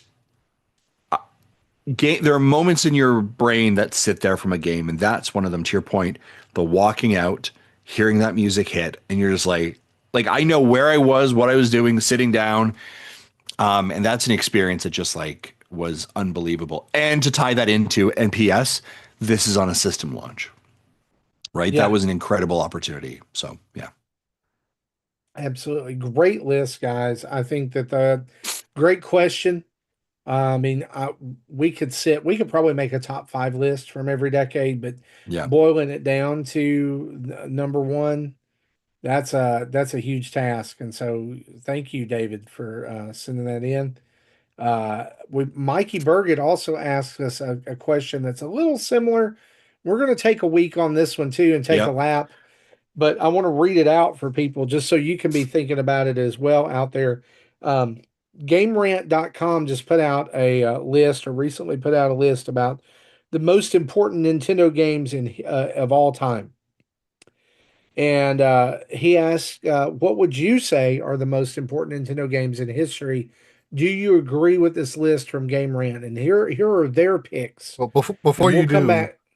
I think our answers to the previous question is already half this list. So Yeah. It is half this list. So we got some good alignment going on, I think. Yeah, we can come back to this next week with our own list, but their list was Super Mario Brothers for the NES, Donkey Kong for the arcade, Super Metroid SNES, Mario Kart 64, The Legend of Zelda Ocarina of Time for 64, Super Mario 64, Pokemon Red and Blue, Wii Sports, Animal Crossing New Horizons, and The Legend of Zelda Breath of the Wild for Wii U and Nintendo Switch. We will share our list if there's any redactions or additions next week. And with that, let's talk about what we've been playing. Do it, do it, do it.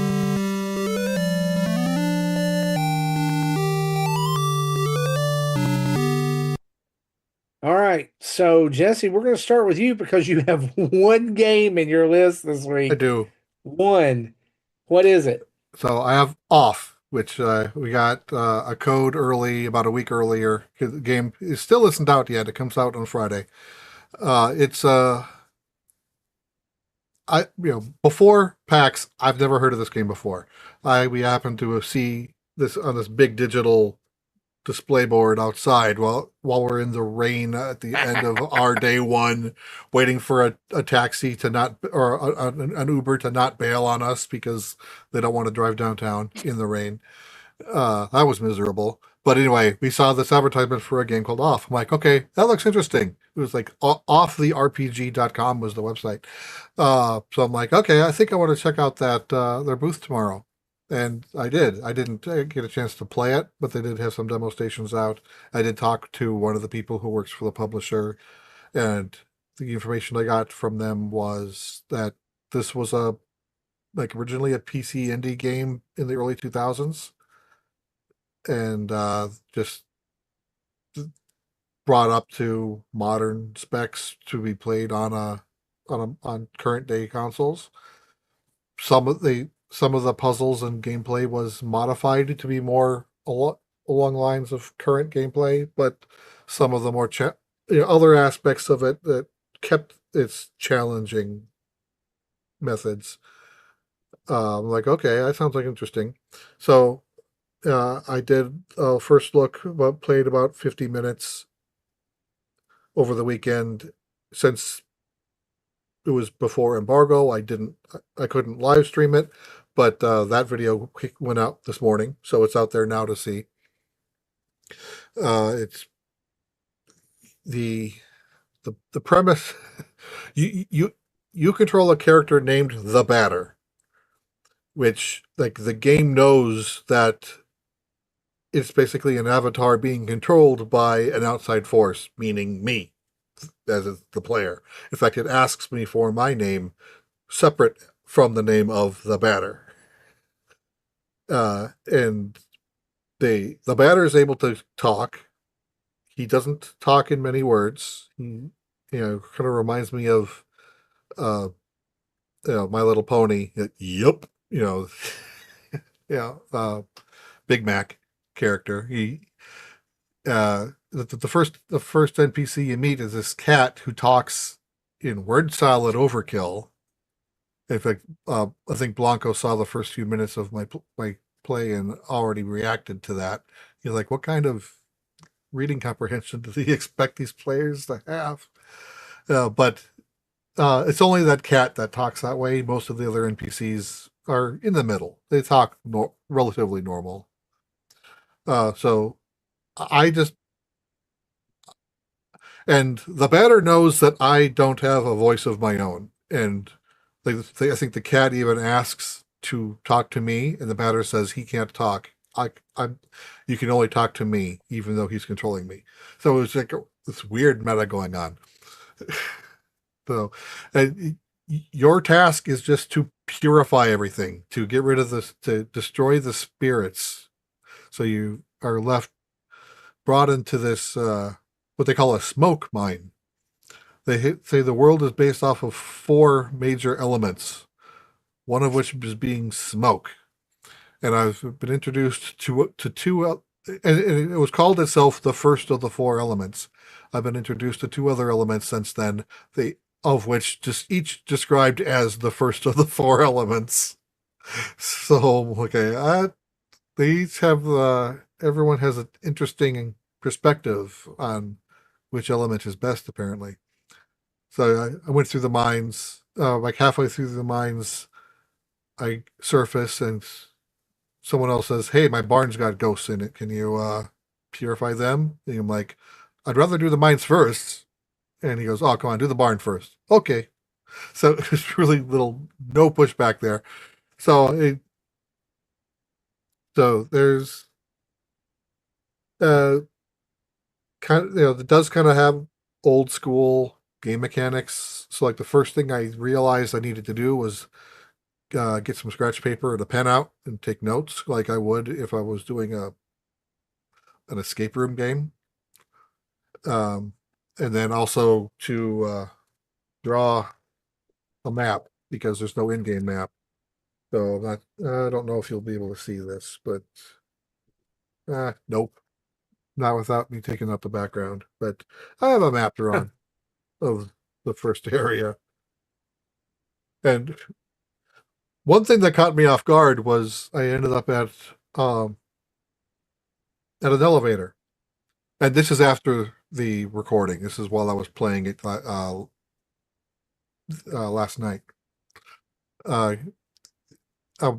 know I need to find the postal service floor. I don't know where it is. I am on floor 0.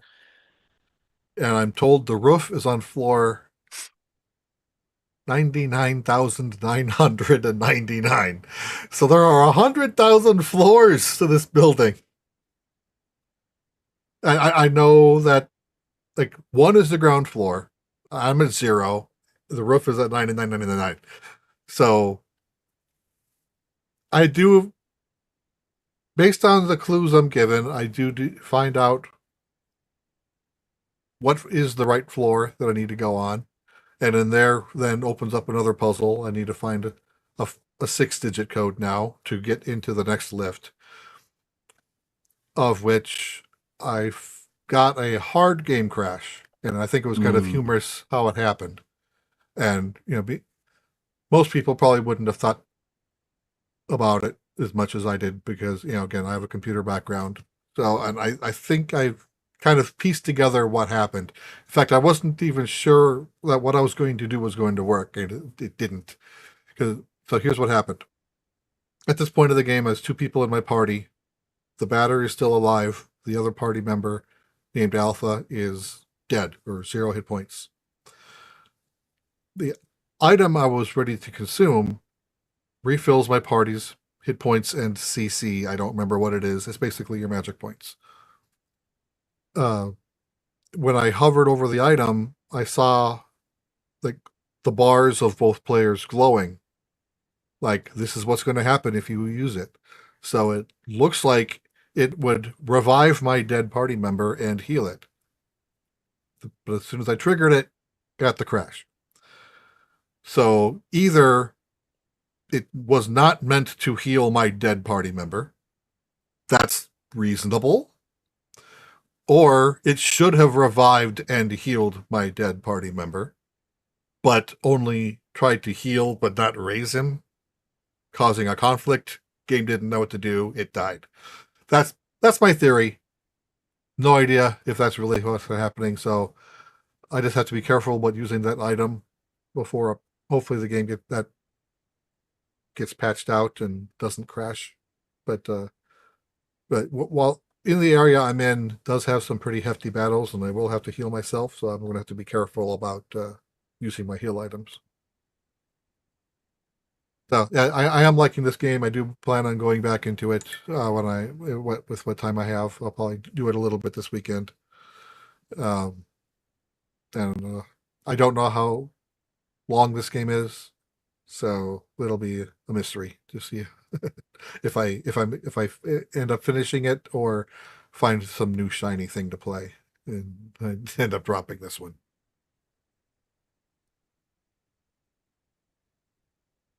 So Good that's deal. that's all I have.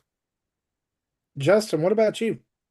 Donkey Kong Bonanza, still working through it, still loving it. Let's talk about Dragon Drive, shall we? Yeah. Okay. Good luck. Uh, full transparency, we got two codes from Nintendo of America today. Thank you for that. I've taken one. John Blanco has taken another one. John's actually got a first look up on our channel. She's got to put a thumbnail to it as well. So I did get a chance. I did get a chance to play the demo over the weekend. Mm-hmm. Marty, talk to me a little bit about what your thoughts are. Now, I have not jumped into the full game at all. Only played the demo. Have it downloaded. But what are your thoughts on the demo that you played? So I just happened to realize that I had some time and it was Global Jam session time, right? So I dove in and it made you go through the tutorial, which was pretty, I think, lengthy considering that a global test fire or whatever was going on. I felt like it would probably just kind of dump you in there. No, no, it takes you through Like I everything. And remember Splatoon doing the same thing back in the day. Like you had to go through that tutorial before it let you right, join a game. but the Splatoon tutorial compared to this is like a text message compared to a on the job training. This I'm gonna say this. I got done with the demo and my arms hurt. I was tired and I said, nope, not for me. Closed the game and deleted it off my system. I'm sure there's a group of people in our world that this game is for. Absolutely. But I I am not that group.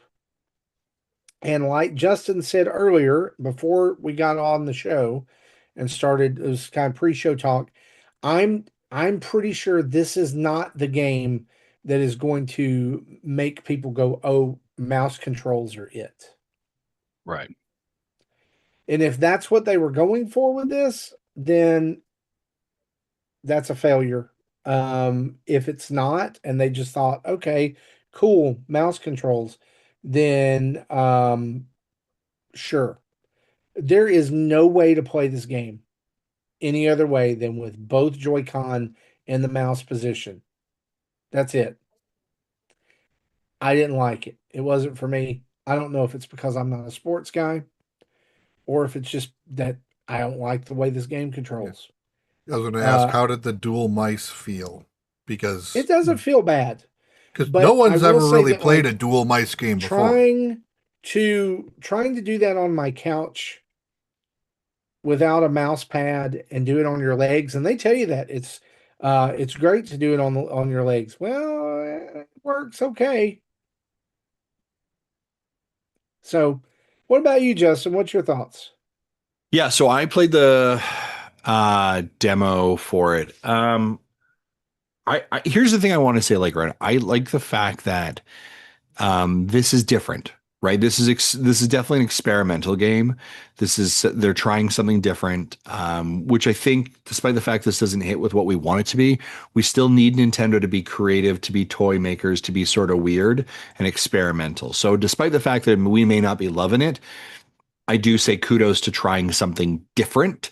Um, I would say so. A couple things I did not. I played it on tabletop mode, not on my big screen, and so I actually I physically went up to my dining room table and actually used the mice back and forth, and like it was funny. Like I was literally like picking up the Joy Cons and like hitting the ground with them, like or hitting the table, and like my wife is like, "That's really loud." I was like, "Ooh, it probably isn't. Probably not great for Joy Cons, right? I probably want to avoid doing Sure. that." And so then I like put them down on my shorts, and I'm kind Did of you doing this thing with use? my using the Did, guard. I did use the guard for it. okay. Yeah. And then I'm like using my shorts to play and like rubbing it against my shorts, and that sort of felt a little bit weird. Um, I think to your point, Marty, I think there is a group of people that this is definitely for and that will have a good time with this and will get incredibly good. I enjoyed the games that I was playing, but I didn't feel like I was very good.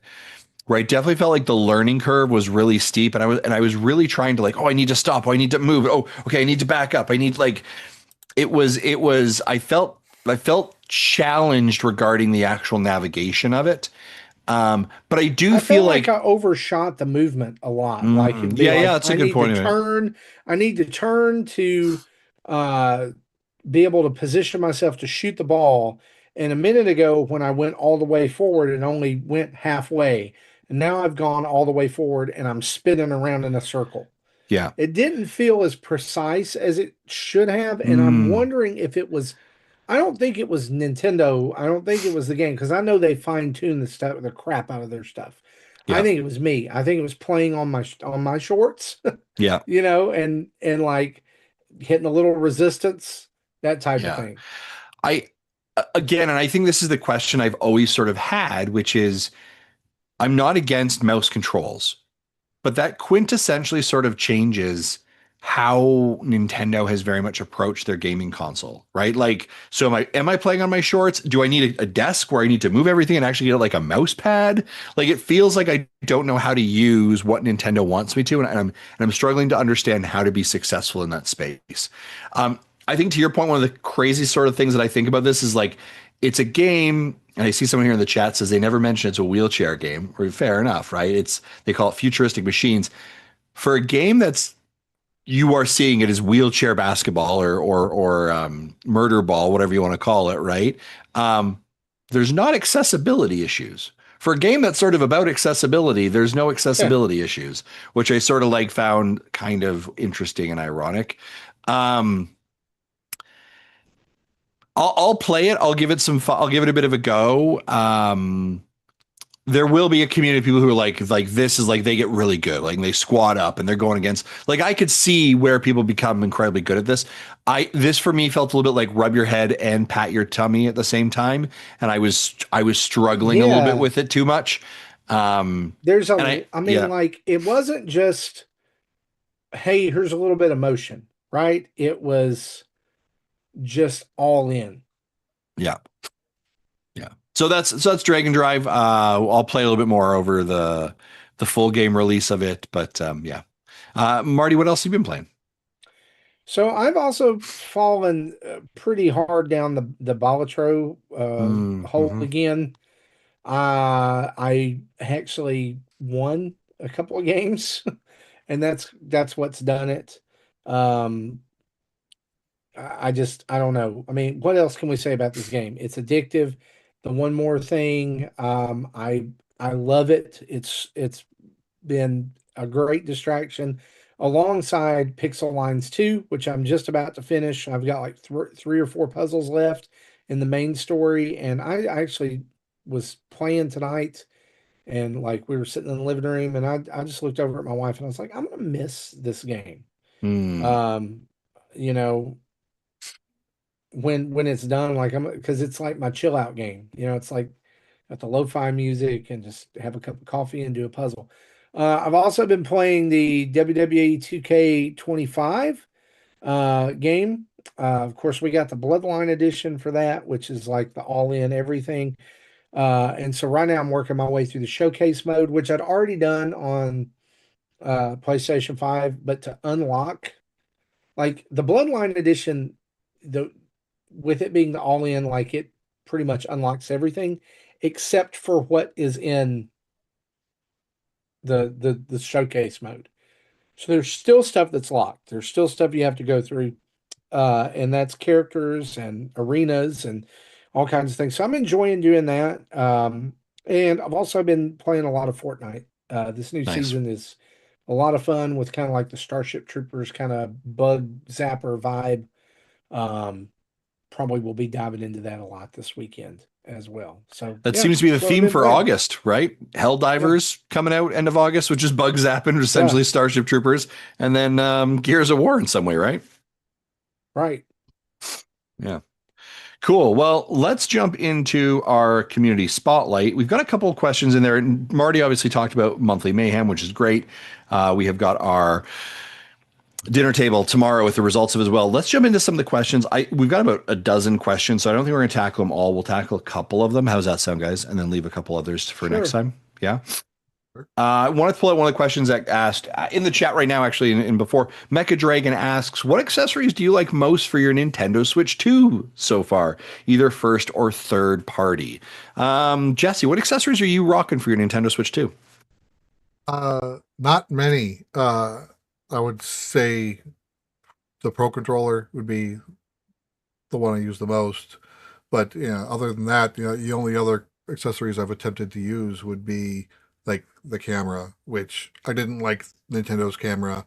Instead, I got just a generic normal third party 1080p webcam that works just as good, has a USB-A connector instead of the C, so I can plug it into the dock and just leave it there instead of having to plug it in, unplug it off on the top. And I know some people has taken a USB-C to A converter, so they I could did that. put Yeah. the Nintendo camera in the dock, but I just find that the webcam is a little bit more versatile for me. Nice. But yeah, Marty, what about? my Sorry, go ahead. favorite one would be the Pro controller. Yeah. Marty, what about you? The first thought that I had was Pro Controller, even though we've gotten a box. I got a big box of accessories from JSO, over from everything from game case to new case, like game storage cases to new cases for the Switch itself, to like caps for the controllers and things like that. But man, the Pro Controller rocks. It is so good. Like I cannot sing its praises enough how good this controller is. And like a 500,000 attach rate should show you that in that. And I mean, as we get further, I mean, I would love to replace some of the Nintendo Switch accessories that I had, like the grip, like the Nitro deck. I'm looking at you guys, cracked, for that. Hopefully, something coming down the pike soon. But we'll see that. And when that happens, that will become my favorite accessory for Switch 2 because I loved having that kind of all in one thing, right? Yeah. Nice. What about you? Yeah, I mean, Pro controller, obviously, I'll say that for first party, but I will say, like, beyond that, and this will sound like I am hard for this, but I'm shilling hard for Genki. They have sent us a lot of accessories to try out and get hands on. And I will say, if you ever go over to Genki's, genkithings.com, basically any of the Nintendo Switch 2 stuff we have actually received, except for the Energy Bank, which is the only other one I would really like to grab. But their Aegis Shield was so easy to put on. It's tempered glass you put on your Nintendo Switch. The installation of that thing was easy. It was so simple. I loved using that thing. I actually supported and purchased a sleeper case. They have sent me two other new sleeper cases. Plus now I'm getting another one because they did a second run of it that had to fix something. Sleeper case is amazing. And I think you really can't go wrong with either the attack vector or even the force field too, in regards to their like cases that can go around it. And they have some additional kind of nubs that you can put on for the Joy Cons as well. And so I would say if you're looking for accessories, I'd say head over to Genki. There are really great products that I've really enjoyed them. That's what's decked out in all my stuff this year. So for it, great question though. Absolutely.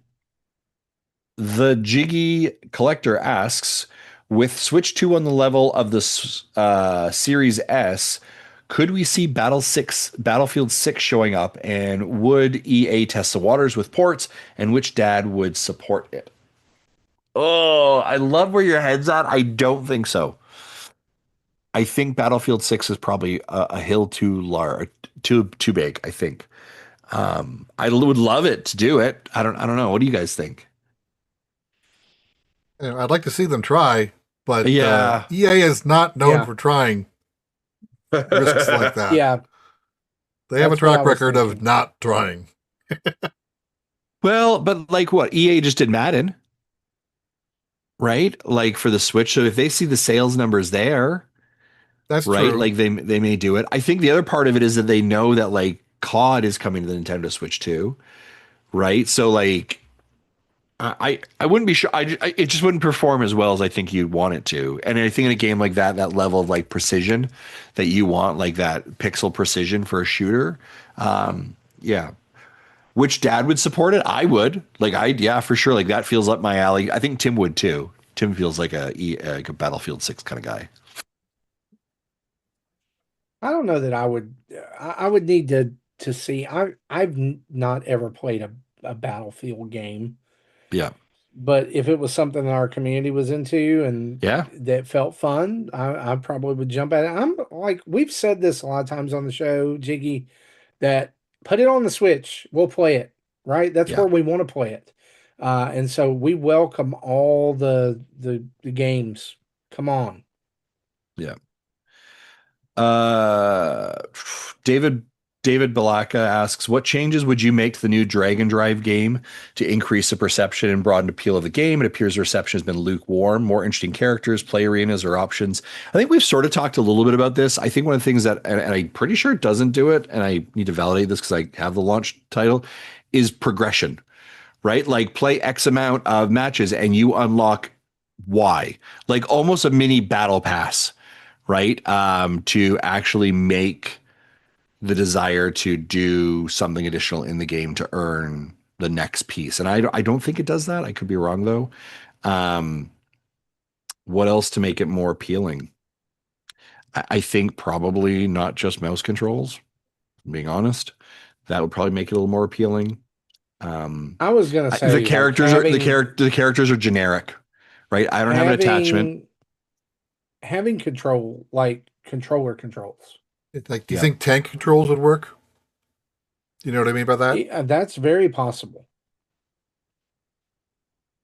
Like to go forward, you'd put up on both sticks. To turn around fast, you'd go up and down, down and up, depending on which way you want to rotate it. Yeah. I think Katamari, that's kind of how that game played. Yeah. Yeah, I think yeah, you could try some of those changes. I think would be a starting point at least, right? And like it's so generic. Like what makes it Nintendo, right? Other than the fact that you provided it, it just feels very generic. It feels very. I'm going to be honest, feels a little lifeless in relation to what we anticipate from Nintendo, and it doesn't feel like it has that unique Nintendo charm or. Is this more tech demo-y than game? It feels, yeah, it feels like this is like, here's what I would say. This feels like it could have been a portion of Switch 2 Tour, or what the heck was Welcome it? Tour. The Welcome Tour of like, here's how you use the mouse. Let's play this game. It feels like it could have been that somewhere. Do you know what I mean? To highlight the tech tour of, and they'd be like, oh, well, that was 5 minutes and that was what it was anticipated or supposed to be. There we go. I'm good with it. Right. I now understand how controls work. Oh, that's exciting. Right. But it feels like, they're trying to do like almost like a Rocket League with it. And I don't know if it, but like what makes Rocket League fun is there online play to this? There is online play. Yeah. Okay. But like, the vehicles feel fun and fresh. You can customize and like, yes, you can change your style of your character you play with and some of the colors. But like, again, what makes it Nintendo other than the fact it's on a Nintendo console?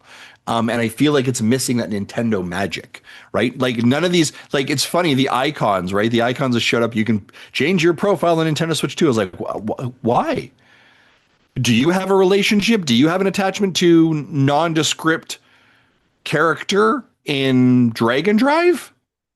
Do you know what I mean? Like, but like if I change it to Donkey Kong, it's like because I love Donkey Kong, right? And that's like there's no relation, there's no desire for the player to see themselves as an avatar. Yeah, it feels soulless, if I'm being honest. And the fact that there's no other like background map, whatever you want to call it, arena to change to. Yeah. Like but I want to say this to you. This is a $20 game, right? Yeah. I mean, how much should we really expect from it? I would have preferred, like, if I had my ability to do anything, right? I would prefer, like, if like you can get one of these things, you can get new arenas, or you can get new characters, or you can get a different control scheme. The control scheme would be number one. Like, give me the ability to play it with a controller and mouse controls. Let me choose. Don't lock me into this motion stuff. Even if it is tank controls, to make it a little bit more challenging, where it's not just it's Mario Kart basketball, right? The other way that I would almost think of it, because your statement there, like Mario, like, well, it's $20. Then here's what I kind of would have said: if you're a Nintendo Switch Online subscriber, this is free. This is part of your perks. This is a game that we're dropping exclusively for Nintendo Switch Online individuals as part of your, like, do you know what I mean? Like, you could have done that and been like, oh, okay. Do you know what I mean? Yep. And then Yeah. it is what it is, right? Like inevitably, I think this game will be like this. Oh, this sounds bad. This game reminds me of what game was it last year that came out in July? It was NES games. I want to keep calling it NES Remix Oh Champions yeah, the Collection. the championship, any Nintendo World Championships. This feels like that. Like it will be like gone in a week. Yeah. Like No, as soon as Kirby comes out in 2 weeks from now, we ain't having a conversation about this. here's yeah, and that's the worst part about this. Let's call it what it is. Nobody is talking about this game in a month. Yeah. Nobody. Other than people are like, I don't know if you sold me on mouse controllers. This feels weird. This feels awkward. I don't understand. Please stop doing this. Yeah, I think this will be on the like, what was your biggest disappointment game of 2025? Yep. Is where this is going to be. So we are almost at 2 hours of a show. Why don't we park those other ones? And Marty, you want to take us out? I love it. Yeah, that's great. Guys, thanks for hanging with us for episode 540 of Nintendo Dads. As we close out the show, we want to say a huge thanks to our Patreon producers. That's Dave Ernsberger, Jacqueline Amira, and an anonymous Patreon producer, as well as 100 plus other friends of the show that keep the lights on over here at Nintendo Dads HQ. Thank you so much. Whether you're a Twitch Prime subscriber, a Twitch follower, or a YouTube subscriber, those numbers just keep going up, and we are so thankful because it helps us do all that we do. All these videos, all these going to PAX, reviews, all that stuff. It happens because of you guys. You enable us to do more. And so thank you. Thanks for listening to the show. Thanks for writing in, making Mario Paint logos, whatever it is. You guys are fantastic. Love you. And so go over to nintendodads.org, check out our website. Our full family of podcasts is over there, including recommendations of other podcasts, latest YouTube videos, tweets, social media, Patreon, Extra Life pages, and Nintendo Dads merch. And don't forget, check out manscaped.com. You'll get 15% off your first Manscaped order, or off your Manscaped order, with the code NINDADS. That's NINDADS. Go treat yourself to something over there. You help yourself, you help us. Email us at nintendodads@gmail.com or call in and leave a voicemail at 929-25NDADS, 929-256-3237. We thank OC Remix for the music we use throughout the show. You guys are awesome. And remember, wherever you download our podcast in your podcatcher of choice, if they have a rating system, a review system, we would love a 5-star rating, a 5-star review, and some comments. It helps people find the show. Where there's smoke, there's fire. If you add a little bit of attention to it, it sends it in a lot of people's direction. And so you can help the show just with a quick review and rating. We would love that. For me, for Justin, for Jesse, and for Tim, who's missing in Lincoln Park, this has been episode 540 of the Nintendo Dads. We'll see you next time. Bye-bye.